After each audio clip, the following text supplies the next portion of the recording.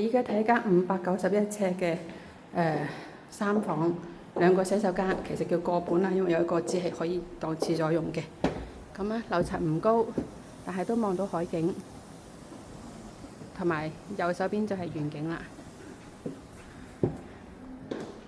門口入嚟嘅右邊就係洗手間，呢個就冇得沖涼嘅。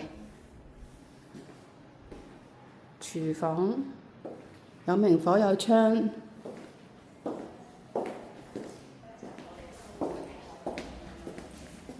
第一間細房，主人房同，